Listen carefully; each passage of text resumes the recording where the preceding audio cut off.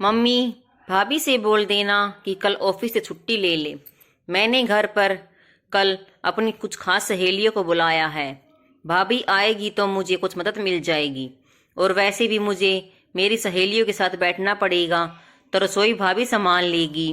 कांता जी बोली, सैली कल ऑफिस से छुट्टी ले लेगी। और क्या सैली ने घर में कदम रखते हुए माँ बेटी की बातें सुन ली। सैली ऑफिस से अभी आई ही थी कि उसने देखा कि घर में सभी लोग समोसे खाते हुए चटकारे लेकर बातें कर रहे हैं, मगर सैली को देखते ही सभी एकदम चुप हो गए। सास कांता जी आ गई। सैली जरा फटाफट मुंह हाथ धो ले और डिनर बनाने की तैयारी कर। तुम इतनी देर से ऑफिस से आती हो, इसलिए हम लोगों ने बाहर से मंगवा कर समोसे खा लिए, इसलिए अब भूख थोड़ी देर शांत रहेगी। तुम्हारी नंद प्रिया को वापस उसके घर भी जाना है, इसलिए जरा जल्दी खाना बनाओ। और हाँ, चाय की चुस्कियां लेने सोफे पर मत बैठ जाना, पहले काम पर लग जाना।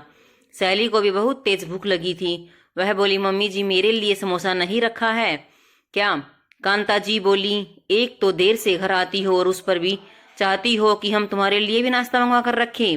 यह मेरा घर है, कोई धर्मशाला नहीं, समझी? और तुम इस घर की बहू हो, कोई महारानी नहीं। मैंने गिन कर ही समोसे मंगवाए थे, सारे खत्म हो गए। सैली के ससुर जी दिलीप जी को अपनी पत्नी के द्वारा कहे गए शब्द बुरे लगे, मगर वे कुछ बोल नहीं पाए। सैली कपड़े चेंज करने अपने रूम में जाने लगी तो कांता जी बोली, अब कमरे में ज्यादा देर तक मत लगा देना, जल्दी बाहर आ जाना। और सुनो, कल तुम्हारी ननद की कुछ सहेलियां आ रही हैं, उसके घर तो तुम्हें उसके घर पर खाना बनाने जाना होगा, इसलिए ऑफिस की छुट्टी ले लेना। मम्मी जी, मैं बार बार ऑफिस की छुट्टी नहीं ले सकती।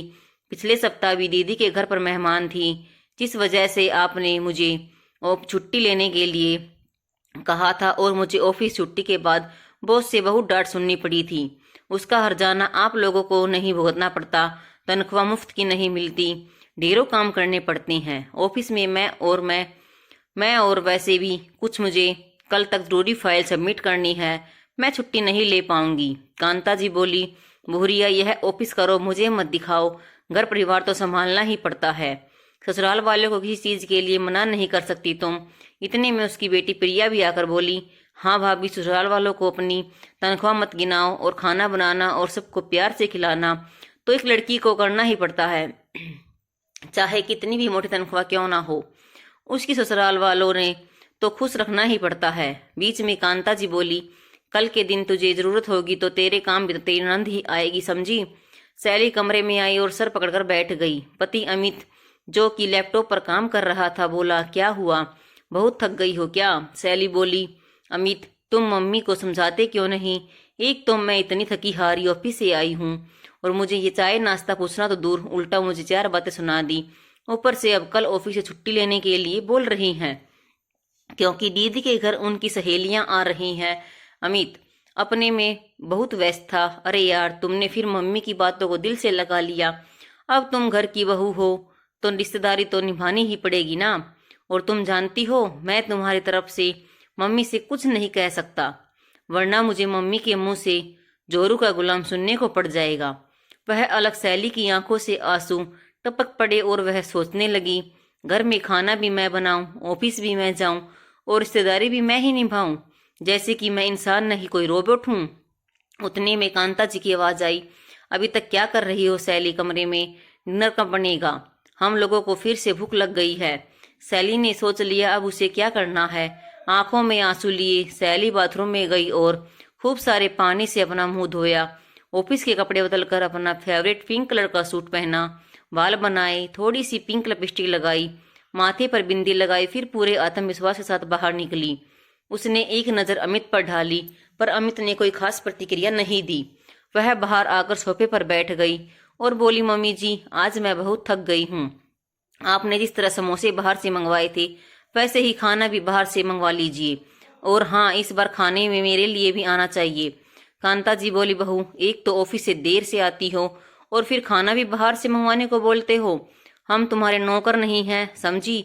जो और खाना बना चुपचाप, कोई बाहर से खाना नहीं आएगा, खाना तो घर का ही खाएंगे सभी लोग। मम्मी जी आज मैं बहुत थक गई हूँ, अगर आप लोगों को घर का खाना खाना है तो खाना बना लीजिए, मेरे लिए खाना बाहर से ऑर्डर कर देती हूँ। सैली बोली, कांता जी। गुस्से में अमित, यह देख तेरी पत्नी क्या बोल रही है, जबान कुछ ज्यादा ही लंबी हो गई है इसकी। अमित के कुछ बोलने से पहले ही दिलीप जी बोले, भाग्यवान, क्यों बात का बतंगड़ बना रही हो? एक दिन बाहर से खाना खा लेंगे तो कोई पहाड़ नहीं टूट जाएगा। अमित भी पिता का साथ पाकर बोला, मम्मी, यू खान पीने पर इतना तमाशा लगा रखा है, अभी समोसे भी तो बाहर से मंगवा कर खाए ही हैं। आज खाना बाहर जाकर खा लेते हैं। कांता जी अपनी बात पर अटल रहते हुए बोली, कल वैसे भी इसे छुट्टी लेनी है, मैं कुछ नहीं जानती, खाना तो घर पर ही बनेगा। कल क्यों मम्मी जी, अब तो हमेशा। सैली ने अपना अगला निशाना मारा और बोली, छुट्टी तो ले लेती हूँ, कल से रोज घर पर 2 वक्त का खाना बनाऊंगी और सभी के यहाँ रिश्तेदारी निभाऊंगी। यही चाहती है ना आप? यह सुनते ही कांता जी की आंखें चौंधिया गई और वे बोली, यह क्या कह रही हो बहू? तुम लोगों ने इतना बड़ा घर ले रखा है, लोन पर कार ले रखी है, तुम्हारे ससुर जी भी रिटायर हो चुके हैं, उनकी पेंशन से उतना खर्चा थोड़ी चलेगा, घर के कितने सारे खर्चे हैं। तुम अगर नौकरी छोड़ दोगी तो मेरा बेटा अकेले कैसे मैनेज करेगा? सैली आराम से सोफे पर बैठी हुई थी।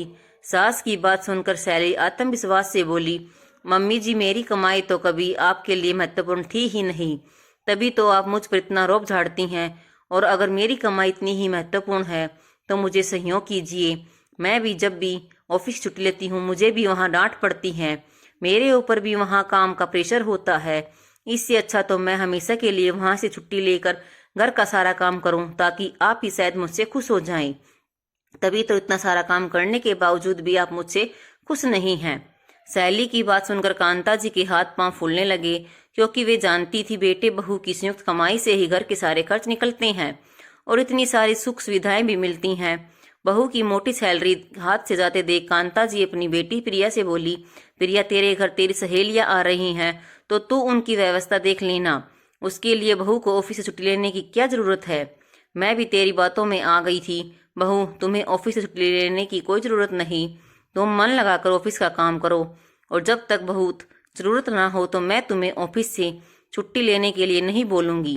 कांता जी धीरे से बोली। सैली बोली, नहीं मम्मी जी, मेरा ऑफिस छोड़ना ही बेहतर होगा, क्योंकि मुझे ऑफिस से आने में बहुत देर हो जाती है, जिस वजह से खाना बनाने में भी देरी हो जाती है और फिर आपके ताने अलग से सुनने पड़ते हैं। इससे अच्छा तो मैं घर पर ही बैठूं। कांता जी बोली, बहू, अभी तो मेरे हाथ पांव काम कर रहे हैं, तुझे देर हो जाएगी तो मैं खाना बना लूंगी, मगर तू ऑफिस मत छोड़ बस। दिलीप जी और अमित मंद मंद मुस्कुरा रहे थे। आज सैली ने नहले पे दहला मारा था।